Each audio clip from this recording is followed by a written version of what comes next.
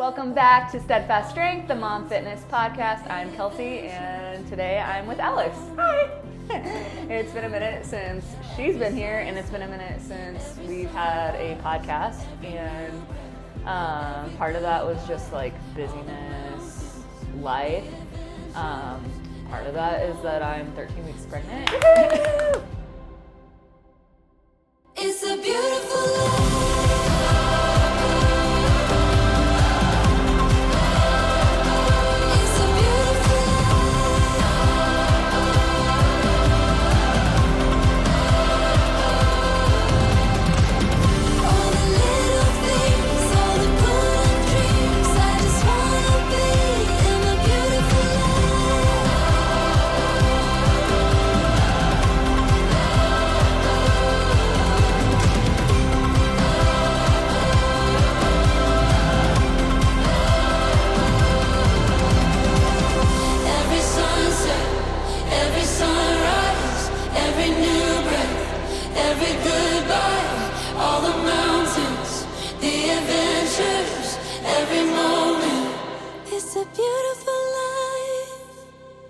Yeah, and I've just been sick, so just doing what I can to keep the ball moving, keep the balls in the air on the things that I have to.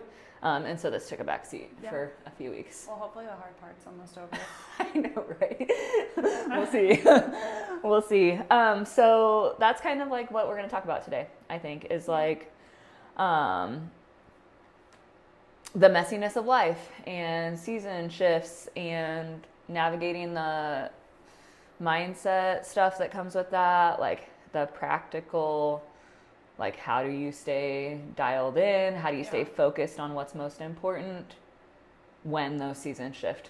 So I am finishing up the first trimester of pregnancy. That's my season right now. What's yours? In about 2 weeks, I have my second marathon that I'm going to do coming up. So I'm kind of like in full training mode, finally starting to see a little bit of taper mode, which is kind of exciting. So yeah, just kind of in that season. I just finished my last day of school, so we're in summer mode now. She's a teacher. Yeah, not a so student. we're excited. I'm excited to, one, kind of just get the marathon behind me, and then I'm excited to have like summer training and summer things happening. So yeah, so lots of transition, and I feel like, whether you are on summer break with your kids or your kids are on summer break but you're still working, or like whatever the maybe it's not that season for you, or maybe you're listening to this at a different season of life where it's like you're going back to school, or there's just always seasonal shifts. And whether that's like because of the actual changing of the weather seasons and like, like that part, or if it's like life season changes. And I struggle with change. Yeah. I really do. I'm not very adaptable. And we're both kind of wimps. We don't like the winter. Oh yeah, I hate the winter. Yeah, which like is kind of messing with my head a little bit about this pregnancy, because like summer is like my time to shine. Like that's when I come alive. Like I want to move. Like most days in the summer I have at least 20,000 steps. Yeah. At least, and this, like, to be fully transparent, like this pregnancy has been hard for me. And I'm like, I need to go back and listen to like what I've said about pregnancy and training in other podcasts, because this one's like giving me a whole different perspective on that. So yeah, I want to talk about that. Giving you some sympathy for people. Yeah, totally. Like with Oakley and Ainsley, like I just felt like I had some nausea and stuff, you know, whatever. But like my energy was not affected the way that this one has been. Like now when I train, like I get sick afterwards. Like, yeah, which like, like I understand like when people train and then they feel sore. It's like, man, you kind of fall in love with the feeling of feeling sore, or like feeling like you've done something. You don't love this feeling. I'm not falling in love with being sick after I train.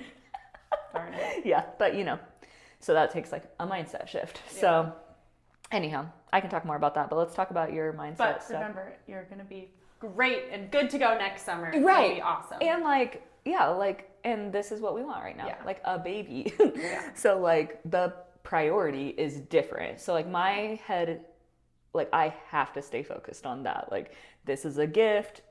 Yeah. Like anything on top of like a healthy, like having, like growing a healthy baby is like bonus for me right now.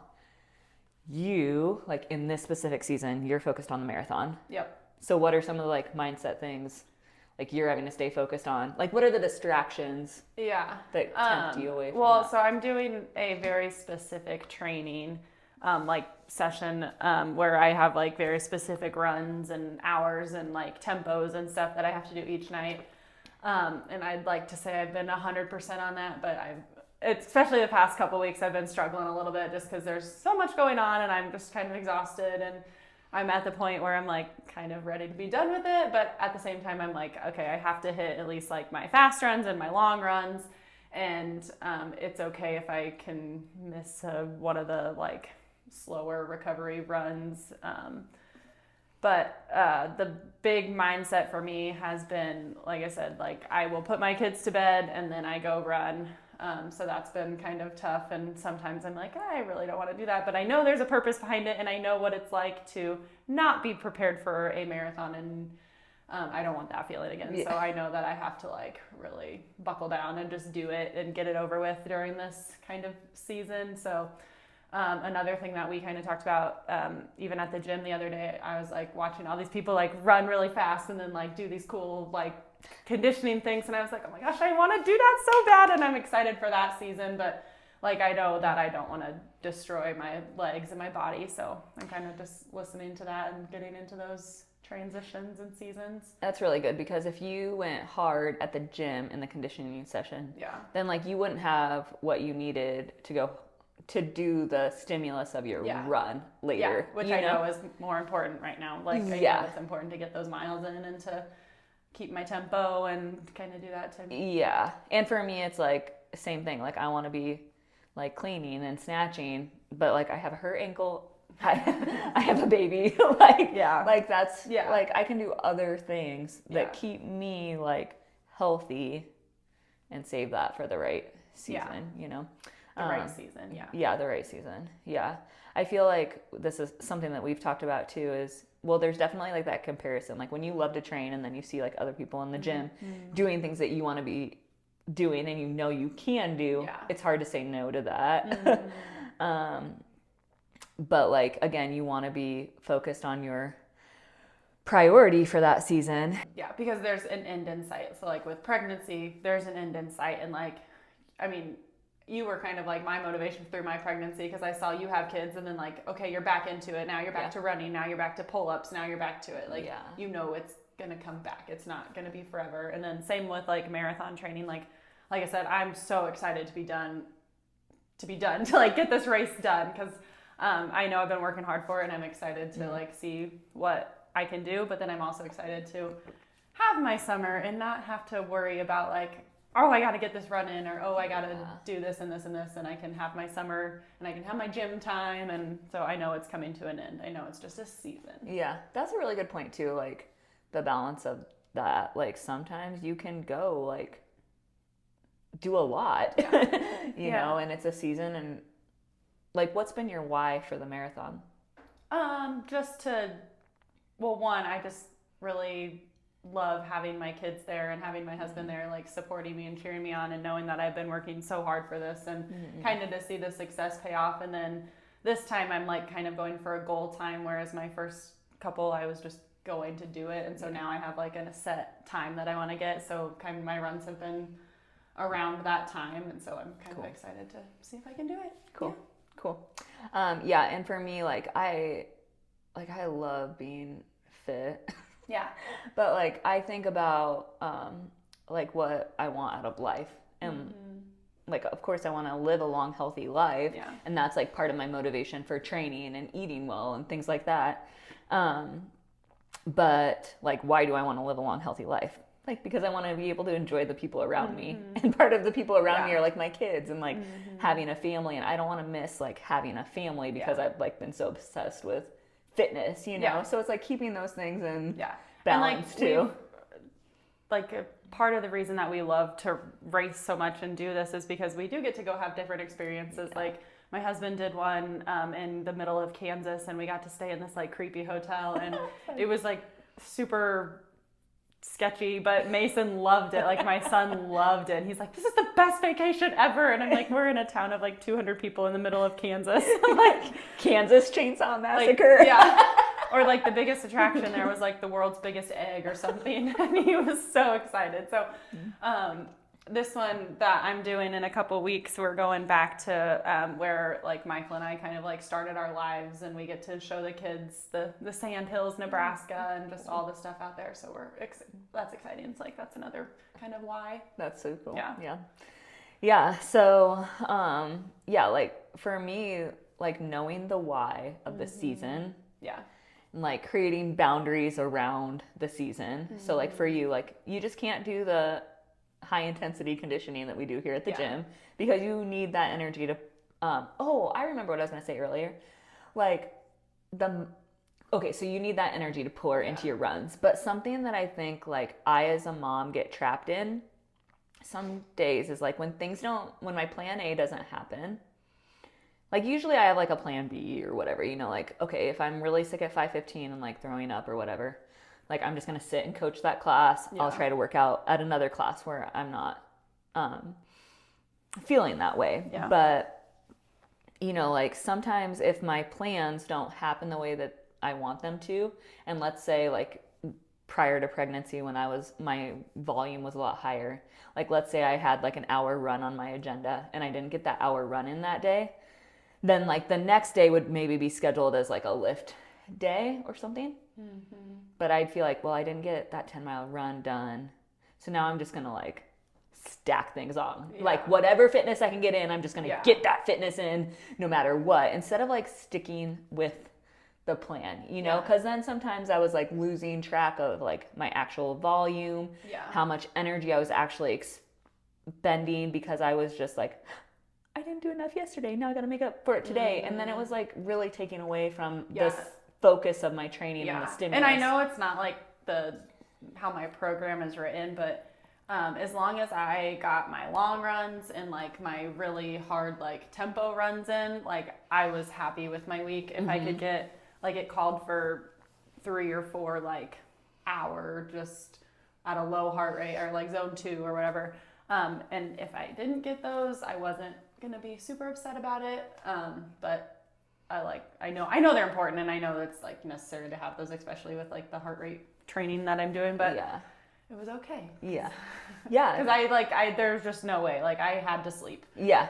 And like you're saying, like you have a lot going on, like not just a lot of volume, but like you have 2 kids, you were like teaching at the end of the school year, like you have a husband who's training for not crazy, like crazy. Big, huge, crazy things. Like really big goals too. Like that's a lot, you know? Yeah. And we've done, and that's something that like I've been really proud of us, like me and my husband, for doing, is like we make it work where we can both do these like kind of crazy long runs and still have time. So it's been good. We've been figuring it out, but supporting each other well. Yeah.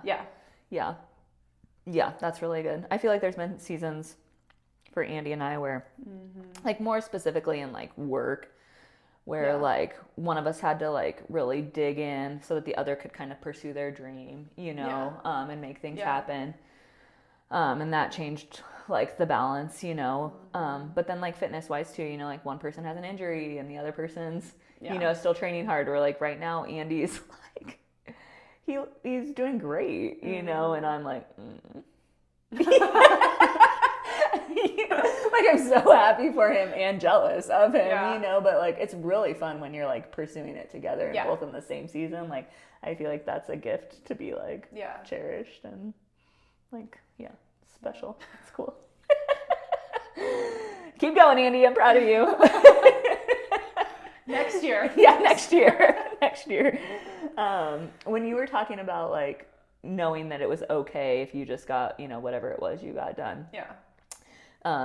ChatGPT taught me a phrase called a minimum viable day for me. And that's like, for me, like I'm an achiever on the Gallup Strengths thing. Like it's in my top 10 where I like to achieve things. You know, like I like to feel successful every day, even if that's just like I got the laundry done and put away. You know, like but like if I don't get it done, like then I feel like I didn't accomplish it, you know. It doesn't happen all the time, but like that's an example of something like even as little as that, like that makes me feel good about myself to like do something. So with training, you know, in this season, prior to pregnancy, it's like a lot of days I was hitting a lift and a run in the same day. Yeah. You know, like my short runs are 3 to 5 miles, you know, and now it's like I might get 2 training sessions in a week, and that feels kind of killing you. Yeah, kind of kills me. But it's like, what's my minimum viable day? Like now, like to feel successful, like it might be like getting outside, you know, like getting a certain amount of steps in this season, you know, like making sure I get some protein and some Which vegetables. Is great though, because it's not like, I feel like even, I was thinking about this, even when we're like, I'm not training in the gym and I'm not running, like I feel like I'm always doing something. Yes. Like when I was pregnant too, like I felt a huge difference even just coming here and doing a little bit or going on long walks or stuff. Like I don't feel like I'm ever gonna not be doing anything. Yeah. But it's like if you're thinking like, I'm not doing, like, it's a failure because I'm not lifting and running every day. You know, like you have to shift the mindset to like, okay, what's my checklist or what's my win in this season? Like, some seasons you might train 4 to 5 times a week, and other seasons it's like if you get in the gym once a week, like that's a win right now, you know. And or like when it's nice out, something that like we haven't done in a while, but we used to be like, okay, we eat dinner and then we go on a walk. We do something. We have to keep moving, otherwise we're gonna go a little crazy. Yeah. And that makes me think about summer in general. Like I see a downward trend in adult gym attendance during the summer. Yeah, that's so interesting. I know. I always feel like I'm so motivated in the summer. Like I just want to be moving all the time. I want to live at the gym. I just want to carry the kettlebell with me everywhere. So I'm always like so surprised when people aren't in the gym as often during the summer. And I don't know if that is just because like there's ball games and there's other ways to be active. There's a lot of things going on. And so I think like, like if your summer's crazy and there are other ways to be active, like that's great. And if that is your like win for the day, like going on a walk with your family or whatever, do that. And if summer is a time where you do have more freedom and you're not in the gym because of the lack of structure, you know, like create a system and a structure that allows you to still get to the gym, because strength training is different than walking. You know, so like in your season, if walking is your win, that's awesome and that's great. But if you're in a season where you have more time, like capitalize on that. And that's like kind of like why I look forward to the summer, because I am not teaching and I like have this place that I can come to, and I'm like so excited to just like get strong again. Like like you can have stronger rhythms. Like I feel like get here more and maybe run a little less. Or more, you know. I need a break. All of it.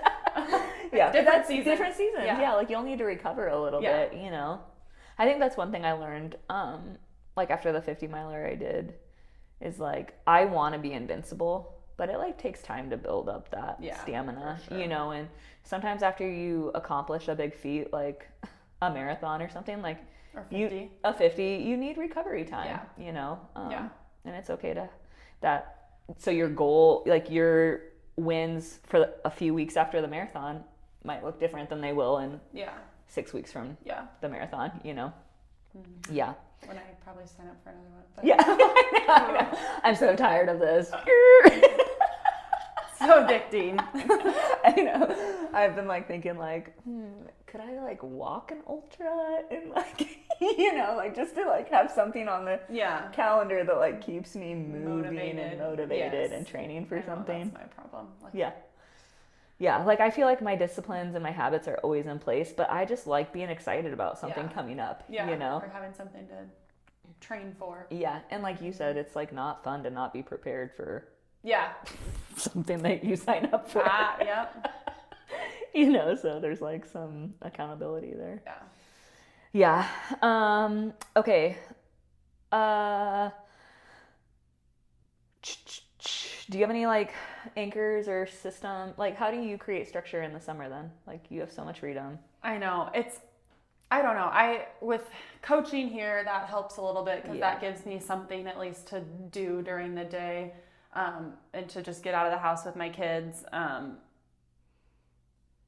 I probably need to do better about like finding like a structure and a schedule for us.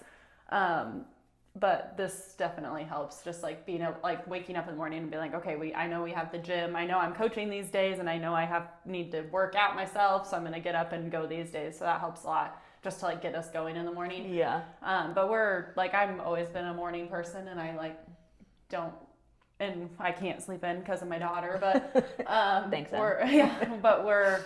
we're always up and we're always ready to go. So having like just even one thing in place to like get us up for the day has really helped.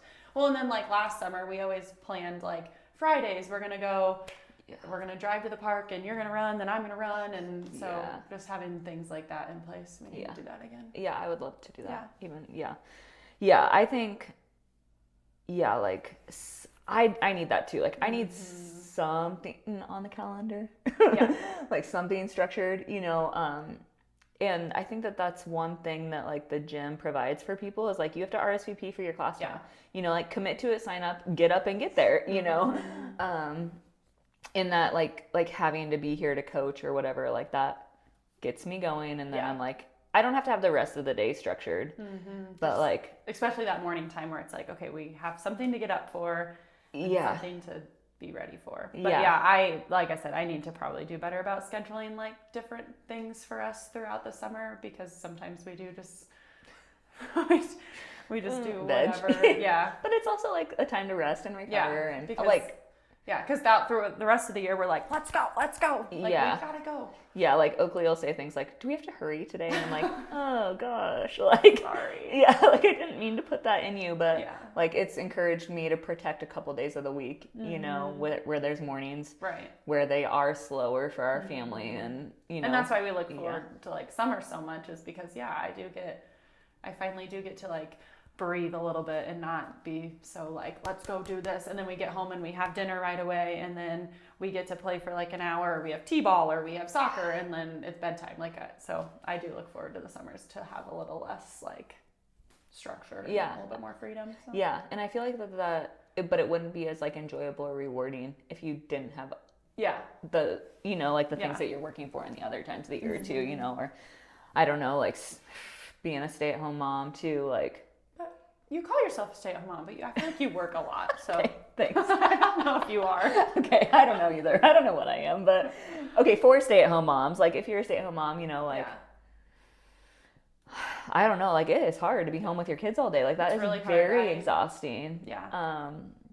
And so, like I feel like creating. Honestly, it's more exhausting. I think so too. I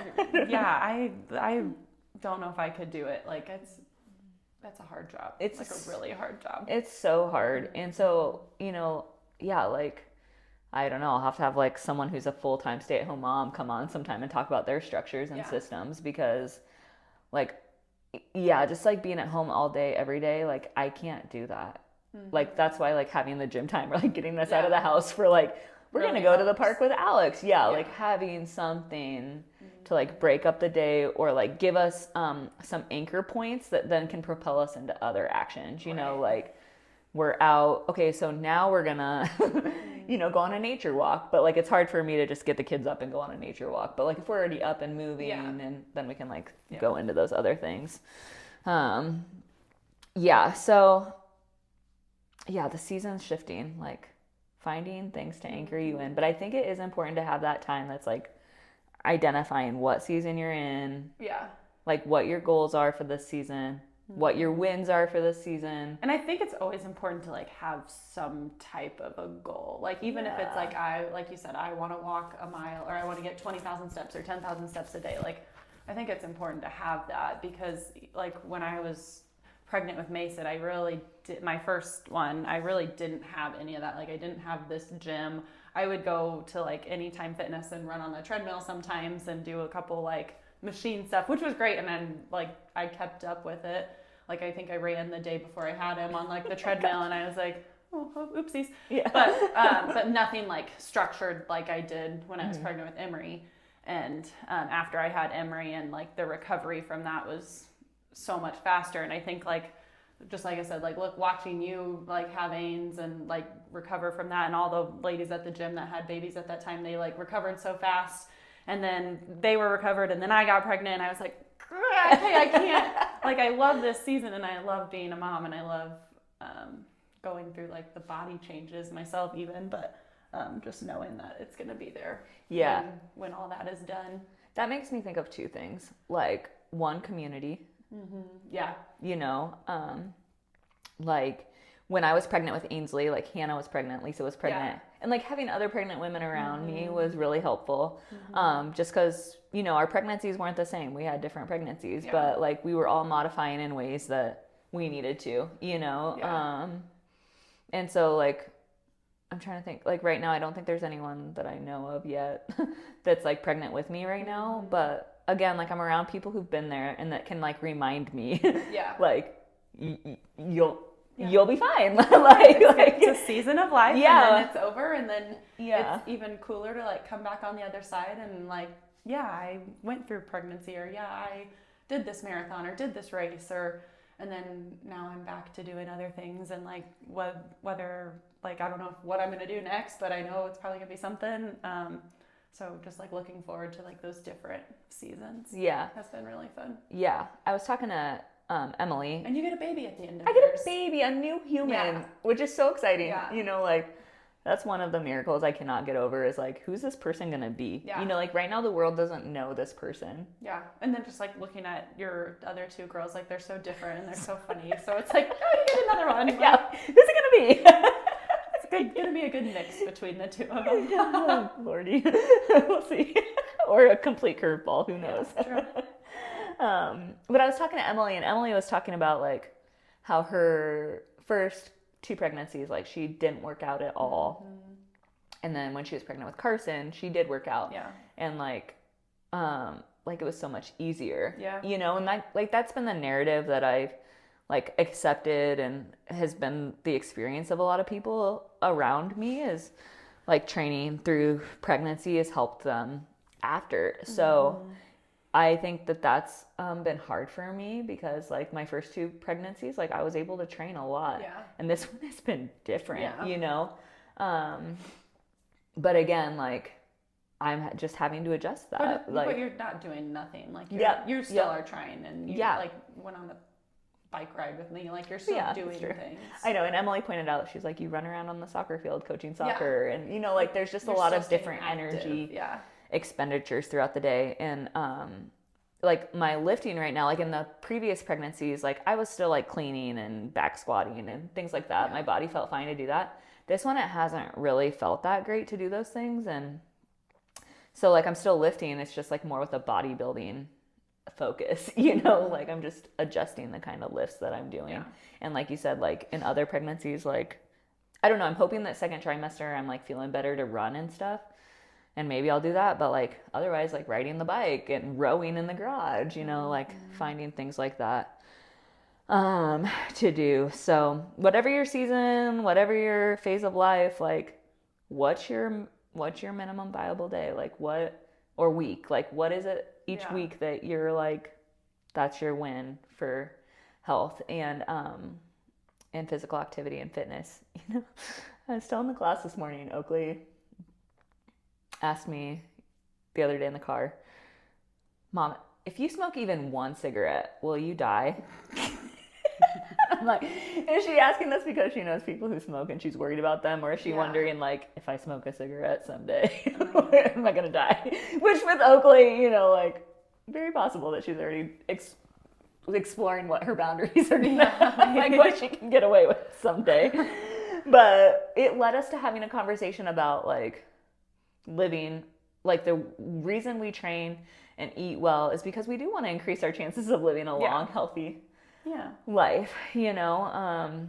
I can't remember why I brought that up, but just like, again, whatever season you're in, like our biggest, there's a long-term goal too. There's a long-term goal, you know. It's not like necessarily physique, which, you know, is messing with my head right now with pregnancy, you know, but it's like long, healthy life, like that's what we're going for. So like, how can you keep the ball moving in that while direction. having like fun and challenging yourself Yeah. and Seeing what you're capable of, Yeah. you know, like that's you another. can do hard things. You can do and- hard things. Yeah. And I think proving that to yourself in the gym, like in your season, Yeah. you know, is like a fun, like bigger lesson in life, Yeah. you know? And I have like, I just have that in my classroom too, because anytime someone's like, oh, this is hard, and I'm like, well, but you can do hard things, it's okay. And then showing them that through me and doing other various things too has been really cool. Yeah, and it's not like, you know, like, it's not like you just train your mind in the gym to do hard things. Yeah. It's like you form that neural pathway to think that way when things get hard in marriage, or when things are hard with the kids, or when things are hard when you're learning things, you know, like you form that pathway and then you think that about other things. Like I can do hard things. Like I've risen to the challenge in these ways. I think it's really important. And it's a tangible way to practice in the gym. Yeah. But if you're thinking like this sucks and I can't do hard things all the time, well then that's the pathway you're you're forming that pathway, and then you'll think that about everything too, you know. Or if you cut your workout short all the time, not because you need to because of other priorities, but because it's like hard, you know, then what else are you cutting short and not giving your full effort to, you know? Or if you do that and then, like me, my first time I tried to run a marathon and I made it to, you know, mile 25 and couldn't finish it because I wasn't prepared and because I wasn't ready. Like, I don't know, I didn't have that mindset, I guess. Yeah. Yeah. I just think it's bigger than just the gym. Yeah.